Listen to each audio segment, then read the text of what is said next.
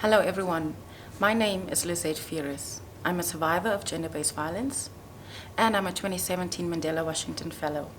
I'm here today to share with you my message with regards to gender-based violence. What is it? Well, it's any violence to any person because of their gender or the role that society put on them. And it can be sexual, physical, emotional, and economical. There's so many varieties of it. I think the impact that it has on us as a nation, on us as individuals, on us as human beings, is wide. It's huge. Of course, it trickles down to our children as well. I think the Namibian nation has become desensitized. They are traumatized. And to a large extent, we are basically working on survival mode. If we read the newspapers every day, we'll see what a huge problem gender-based violence really is. And these are only the reported cases. So many happen behind closed doors, behind happy facades that we will never know about. I think family members, our values within our family system, plays a huge role in how we deal with gender-based violence. In my time as a gender-based violence activist, I had to deal with a lot of individual cases where the family actually condoned these practices of violence. There's so many myths and funny stories around GBV and why you should just accept it. What is the place of the woman in society and what is the place of a man?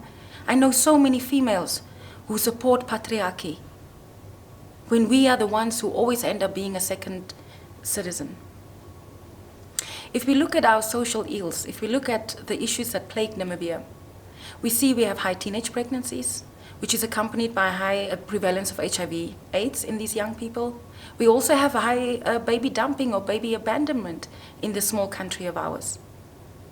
We shouldn't have these challenges, but I think GBV and the prevalence thereof contributes massively to all these other social ills. We have young people consuming alcohol from the age of 11, some of them even being addicted to alcohol or other drugs. Somehow, if you look into the history, gender-based violence is a part of that. I'd also like to say that men can also be violated, but in most cases it is the women who suffer at the hands of their partners, the ones that are supposed to keep them safe. The other impact that GBV has on our society, on our nation, is economy. It has a huge impact on the economy. If you think about the weight or how many cases the hospitals have to deal with, then of course on the other hand, these people are not able to go to work because they are being abused or they're in hospital, or worst case, they've been killed. That leaves a breadwinner gone and the family alone. These are kind of the issues that GBV has, and it affects all of us. Doesn't matter your race, your age, your status. It doesn't matter your sexual orientation. It affects all of us, and it's time that all of us do something about this issue. The other point that I'd like to share is some of the ideas. As someone who has been in the GBV sector for more than 10 years as a survivor, I've had the opportunity to engage multi-stakeholder at various activities.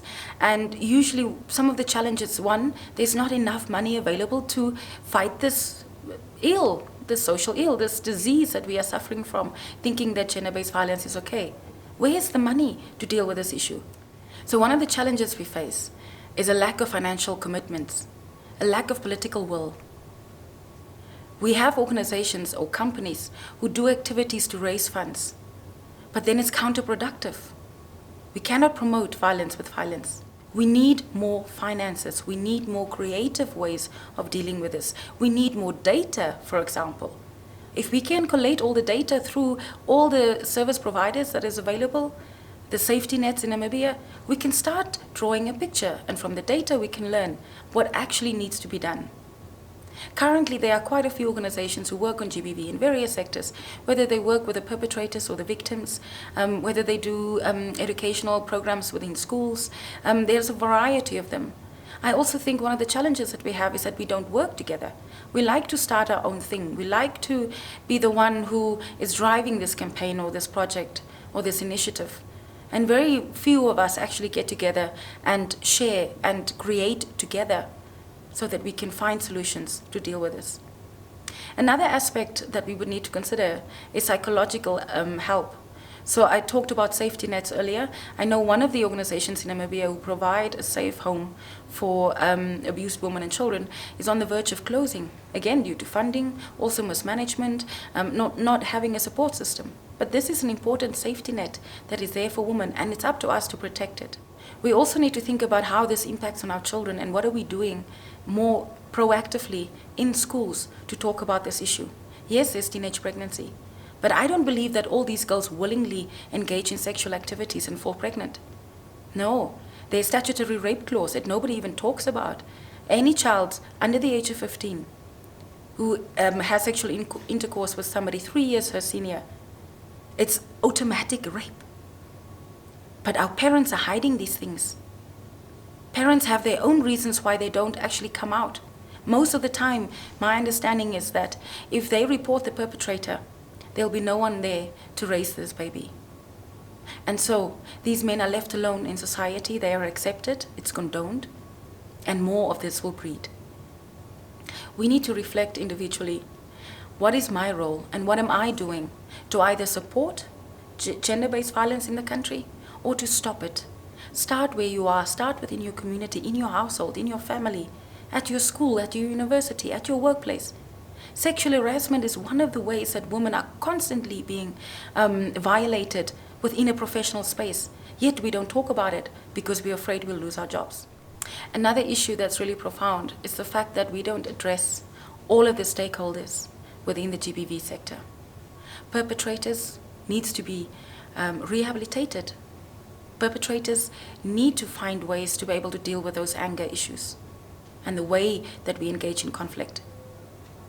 Victims needs to be able to build capacities so that once they're out of those abusive relationships, they can earn an income. They can produce stuff for themselves. And then there's children. Children need to know what is a healthy relationship. There are very few examples around, but we have to make it a mission to educate and to show them what is healthy relationships. To be able to manage conflict in a country where we've known conflict for hundreds of years is a real challenge, but we can only address it once we actually acknowledge it. Again, what is your role in GBV? Are you supporting it or are you opposing it? And what are you doing about it? Thank you.